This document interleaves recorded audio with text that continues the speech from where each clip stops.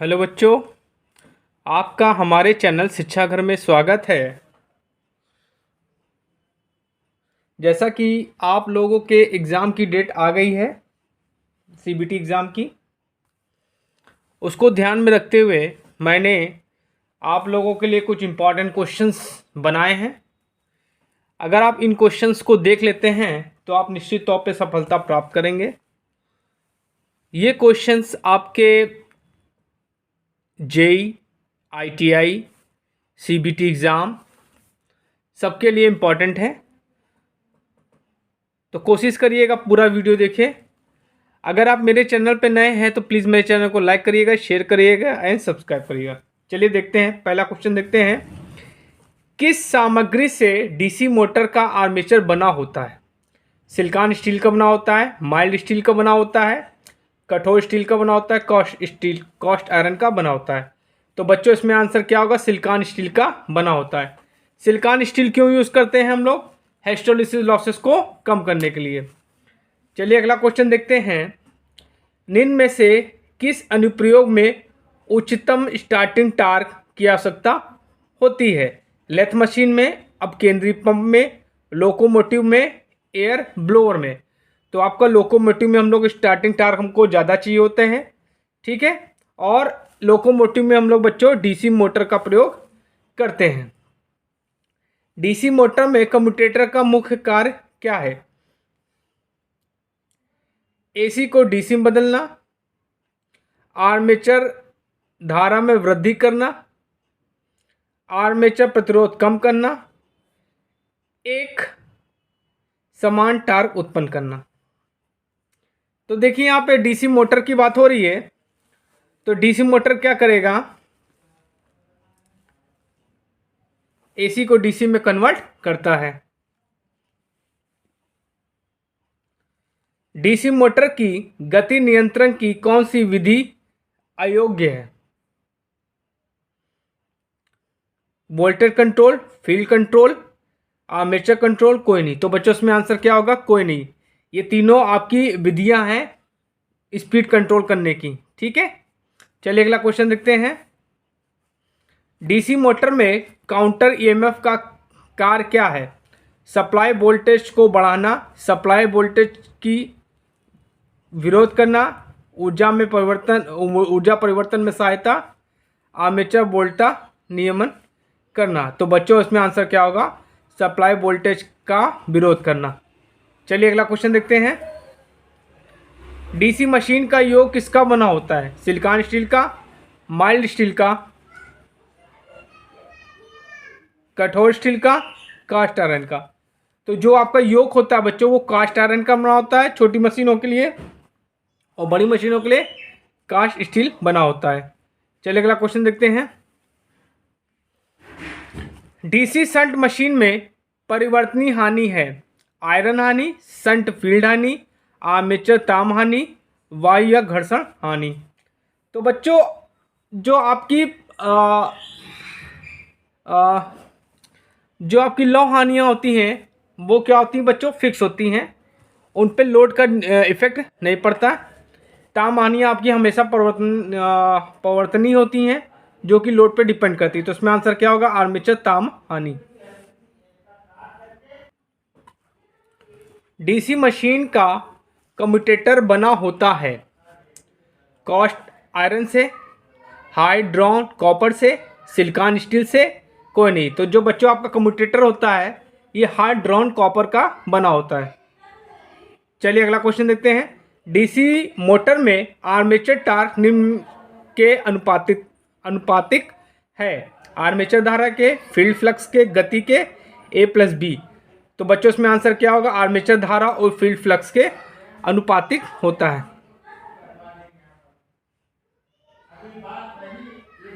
DC machine में पोल शू का निम्न में से कौन सा कार्य नहीं? भंवर धारा हानि कम करना, फील्ड वाइंडिंग को सहायता करना, चुंबकीय पथ का प्रतिष्ठम करना, समरूप चुंबकीय क्षेत्र उत्पन्न करना। तो बच्चों आंसर क्या होगा? भंवर धारा हानि को कम करना।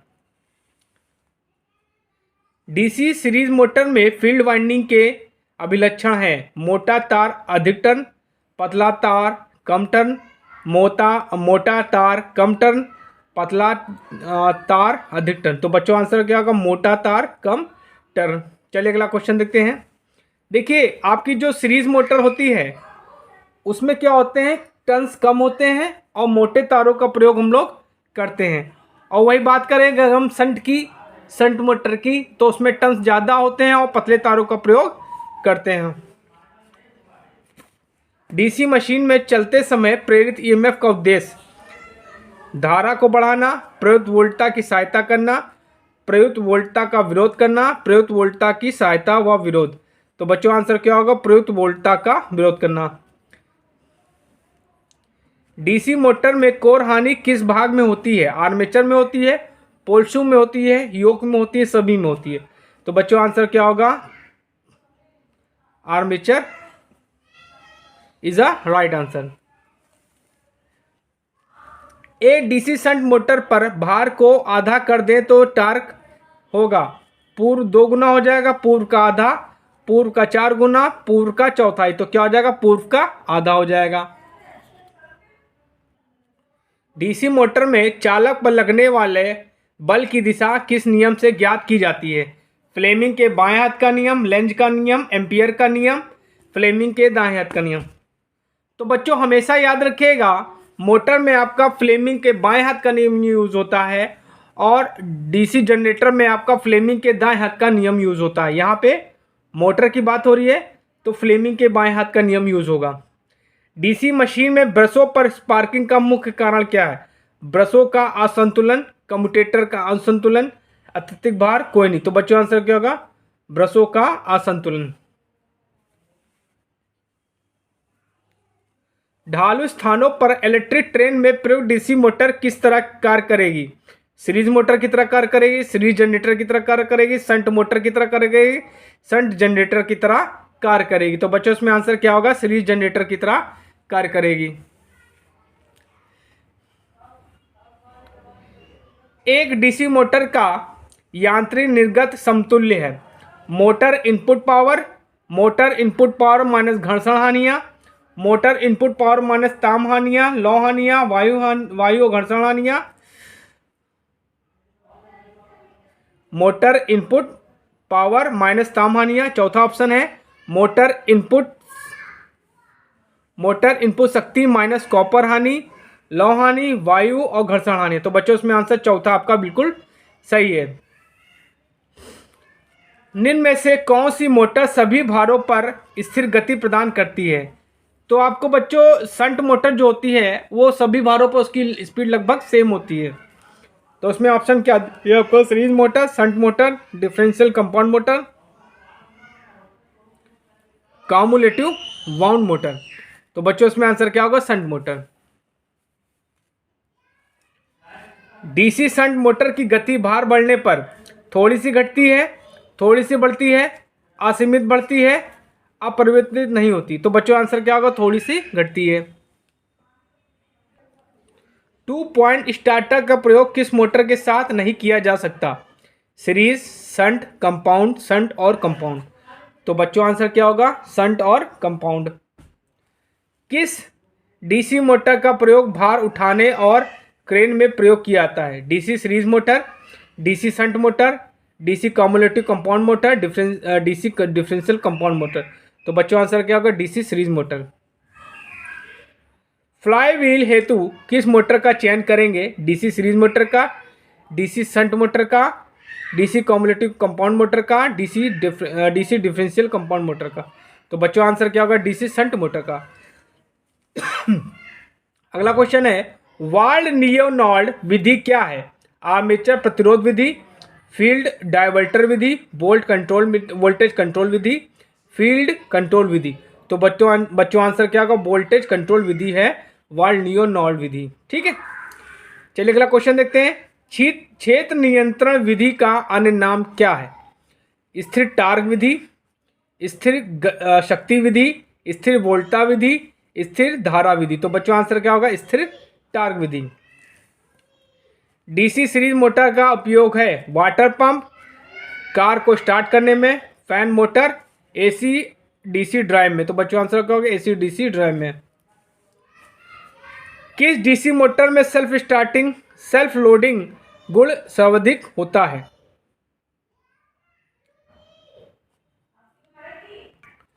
डीसी मोटर में पश्च ईएमएफ के व्युत्क्रमानुपाती होता है। समांतर पथों की संख्या, ध्रुवों की संख्या, आर्मेचर चालकों की संख्या, फ्लक्स। तो बच्चों आंसर क्या होगा, समांतर पथों की संख्या। डैश डैश को कम करने के लिए आर्मेचर कोर पर परत चढ़ाई जाती है। हिस्टैरिसीस हानि, भंवर धारा हानि, लागत, वजन। तो बच्चों आंसर क्या होगा, भंवर धारा हानि। डीसी मोटर का बैक ईएमएफ किस पहलू पर निर्भर करता है? फील्ड फ्लक्स, ब्रश पदार्थ, कंडक्टर की आकृति, कम्यूटेटर का फ्लक्स। तो आंसर क्या होगा, फ्लक्स, फील्ड फ्लक्स। अगर मोटर की सॉफ्ट पुली ढीली हो तो क्या होगा? वॉशिंग मशीन वाइब्रेट नहीं करेगी, ड्रम नहीं घूमेगा, मशीन शोर करेगी, मोटर नहीं चलेगी। तो मशीन शोर करेगी। डीसी मोटर का वोल्टा समीकरण क्या होगा? V is in equal to E B minus I A R A, V is in equal to E B plus I A R A, V is in equal to E B I A minus R A, V is in equal to E B I A plus R A. तो बच्चों answer पहले second आपका बिल्कुल सही, V is in equal to E B plus I A plus R ए। आजकल DC motor का सर्वाधिक प्रयोग कहाँ किया जाता है?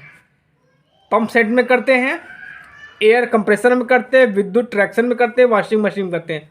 तो बच्चों आजकल डीसी मशीन का प्रयोग हम लोग कहाँ करते हैं? विद्युत ट्रैक्शन में, इलेक्ट्रिक ट्रैक्शन में ज़्यादा करते हैं। किस अनुप्रयोग में रेटेड टार्क की अपेक्षा उच्च स्टार्टिंग टार्क की आवश्यकता होती है? ब्लोअर में, कंप्रेसर में, एयर कंप्रेसर में, अपकेंद्री बल में। तो बच्चों आंसर क्या होगा, एयर कंप्रेसर में।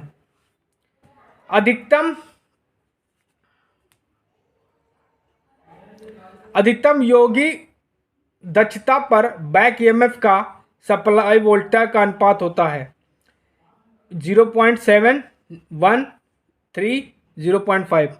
तो बच्चों आंसर क्या होगा, 0.5। आधा होता है ना बच्चों, इसलिए 0.5 बोल देते हैं उसको। डीसी शंट मोटर की गति आर्मेचर धारा के समानुपाती होती है, आर्मेचर धारा से स्वतंत्र होती है, आर्मेचर धारा के व्युत्क्रमानुपाती होती है, उपरोक्त में से कोई नहीं। तो बच्चों आंसर क्या होगा, आर्मेचर धारा से स्वतंत्र होती है। डीसी मोटर में प्लगिंग प्रदान करती है शून्य ब्रेकिंग टार्क, निम्न ब्रेकिंग टार्क, उच्च ब्रेकिंग टार्क, उपरोक्त में से कोई नहीं। तो बच्चों आंसर क्या होगा, उच्च breaking torque. DC machine hysteresis हानि किस पर न्यूनतम निर्भर करती है? आवृत्ति पर, अधिकतम फ्लक्स घनत्व पर, कोर के ग्रेड व आयतन, शीतलन की वायु दर पर। तो शीतलन की वायु दर पर। डीसी मशीन में उत्पन्न ईएमएफ में रिपल समाप्त करने हेतु प्रयोग करते हैं समकारी छल्ला, इंटरपोल वाइंडिंग, कार्बन ब्रश, अधिक खंडों वाले कम्यूटेटर का प्रयोग। तो बच्चों आंसर क्या होगा, अधिक खंडों वाले कम्यूटेटर का प्रयोग। डीसी मशीन में कम्यूटेशन के दौरान उत्पन्न स्वप्रेरित ईएमएफ कहलाता है प्रतिघाती वोल्टा, टर्मिनल वोल्टा, गतिज प्रेरित ईएमएफ, उपरोक्त में से कोई नहीं।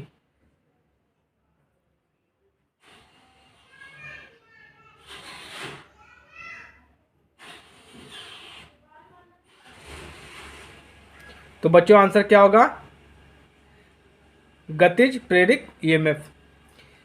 डीसी श्रेणी मोटर में आर्मेचर धारा व टार्क में संबंध है T is directly proportional to I, root T is directly proportional to I, T is directly proportional to root I और T की power 3/2 into directly proportional to I। तो बच्चों आंसर आपका B सही है। डीसी मोटर की दक्षता वक्र या प्रकृति है पहले बढ़ता है फिर घटता है, पहले घटता है फिर बढ़ता है, पहले स्थिर रहता है फिर घटता है, पहले स्थिर रहता है फिर बढ़ता है। तो बच्चों आंसर क्या होगा, पहले बढ़ता है फिर घटता है। डीसी मोटर में मंदन परीक्षण डैश डैश के लिए किया जाता है लौह हानि, लाभ हानि, स्ट्रे हानि, भंवर धारा हानि। तो बच्चों आंसर क्या होगा? स्ट्रे हानि। डीसी मोटर में होम किन्सन टेस्ट किया जाता है पूर्ण भार पर, शून्य भार पर, निम्न भार पर, आधे भार पर। तो क्या होगा? पूर्ण भार पर। ए डीसी मोटर में टार्क डैश डैश उत्पादित करता है rotor lamination, end plate, pole shoe, commutator. तो आंसर क्या होगा? कम्यूटेटर। निम्न में से कौन सी इंसुलेशन सामग्री क्लास बी श्रेणी की है? कॉटन, ब्रास, फाइबर ग्लास, लोहे राइट पेपर, लेथेराइट पेपर होगा। ये गलत लिखा है बच्चे ने, फाइबर ग्लास होगा इसमें आंसर। सिलिकॉन स्टील का उपयोग डैश डैश हानियों को कम करने के लिए किया जाता है भंवर धारा हानि, घर्षण हानि, लाभ, सहतील हानि। तो बच्चों इसमें आंसर क्या होगा? सहतील हानि। डीसी शंट मोटर का उपयोग इनमें से किसमें नहीं किया जाता? इलेक्ट्रिक ट्रेन्स, कास्ट कार मशीन, खराद मशीन, मशीन और टूल्स। देखिए मशीन और टूल्स में भी शंट मोटर यूज होती है, खराद मशीन में भी होती है और वुड वर्किंग मशीन में भी होती है। इलेक्ट्रिक ट्रेन्स में आपका डीसी सीरीज मोटर यूज होता है। किस सूत्र का प्रयोग अल्टरनेटर द्वारा उत्पादित ईएमएफ गणना के लिए होता है? EV is equal to 4.44 FT KP KD, EAV is equal to 4.445 FT, EAV is equal to 1.115 FT KP KD, EAV is equal to 6.65 ZNKD। तो बच्चों इसमें आंसर क्या होगा आपका? पहला बिल्कुल सही आंसर है। किस प्रकार का रोटर अधिक शोर पैदा करता है? सैलिएंट पोल रोटर, दोनों, बेलनाकार पोल रोटर, ये दोनों, या नन। तो बच्चों आंसर क्या होगा? सैलिएंट पोल रोटर जो है सबसे अधिक शोर पैदा करता है।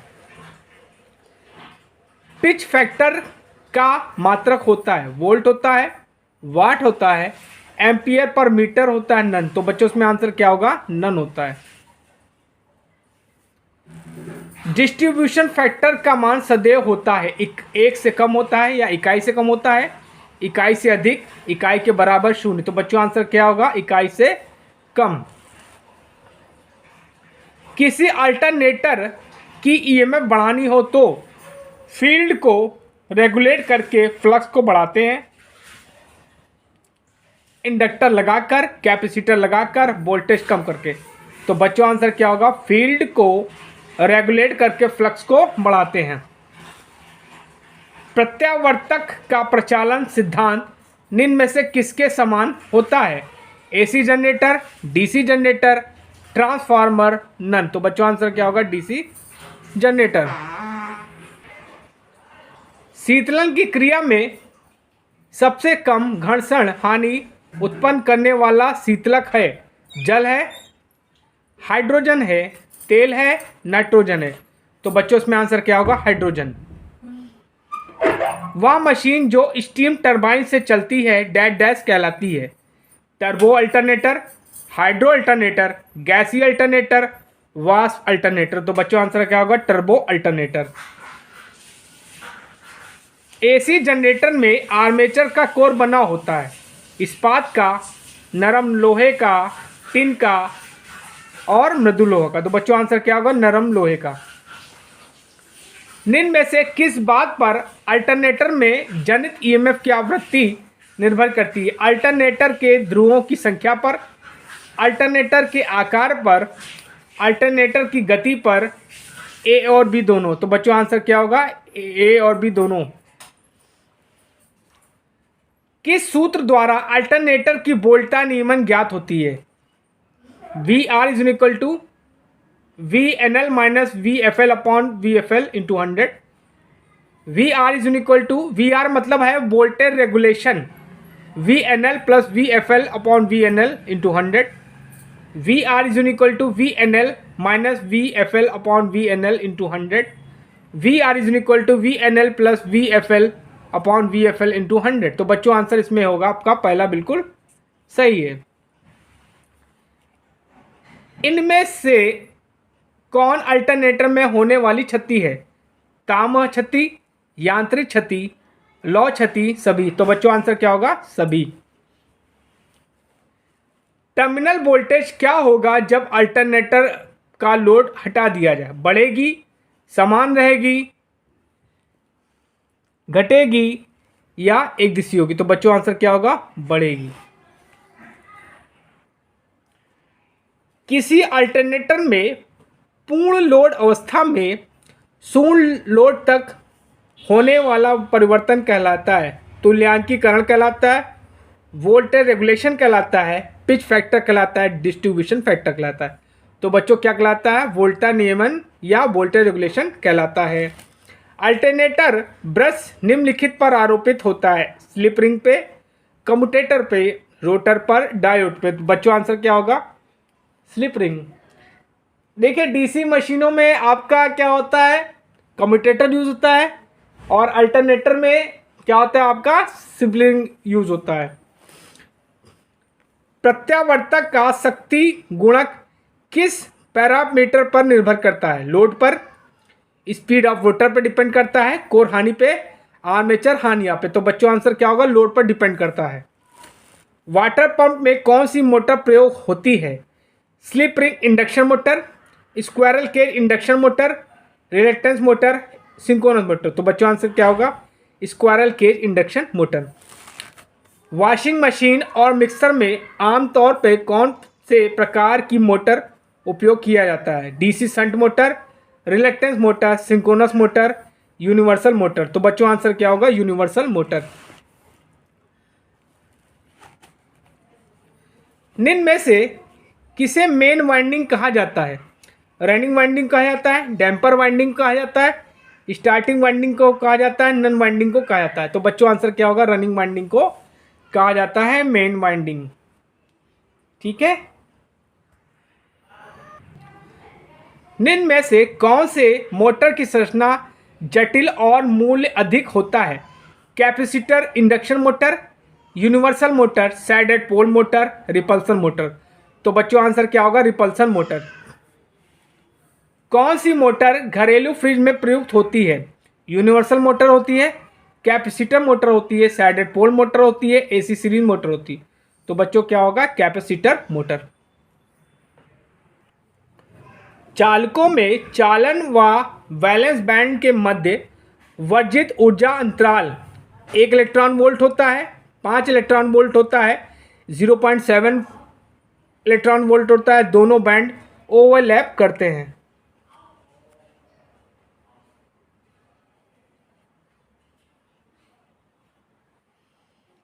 तो बच्चों क्या होता है? चालकों में क्या होता है? ओवरलैप करते हैं। क्या करते हैं? ओवरलैप करते हैं। शुद्ध अर्धचालकों में अशुद्धियां मिलाने वाली प्रक्रिया कहलाती है? डोपिंग कहलाती है, आपकी लिथोग्राफी कहलाती है, फैब्रिकेशन कहलाती है, एचिंग कहलाती है। तो बच्चों डोपिंग कहलाती है। जर्मेनियम की संयोजकता है? 2 है, 3 है, 4 है, 5 है। तो बच्चों आंसर क्या होगा? 4 होगा। शुद्ध अर्धचालक को कहते हैं इंट्रिंसिक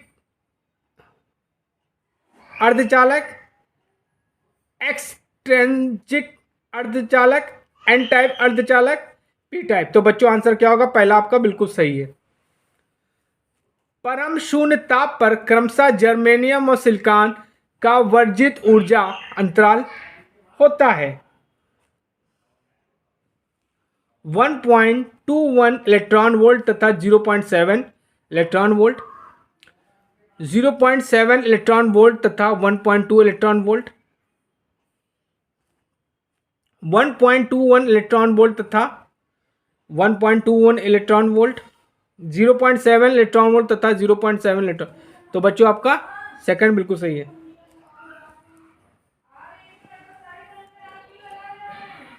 निम्न में से दाता अशुद्धि है?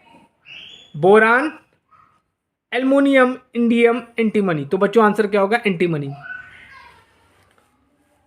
परम शून्य ताप पर शुद्ध अर्धचालक व्यवहार करता है चालक की भांति, विद्युत रोधी की भांति, एक्सट्रेंजिक अर्धचालक की भांति, उपरोक्त में से कोई नहीं। तो बच्चों जो आपका सेमीकंडक्टर होता है नॉर्मल कंडीशन पे वो इंसुलेटर की तरह बिहेव करता है। तो बच्चों आंसर क्या होगा? विद्युत रोधी की भांति। एन टाइप व पी टाइप अर्धचालक क्रमशः निम्न संयोजकता वाले पदार्थ को मिलाने से प्राप्त होते हैं: 3 व 5, 4 व 5, 5 या 4, 5 या 3। तो बच्चों आंसर क्या होगा? 5 या 3।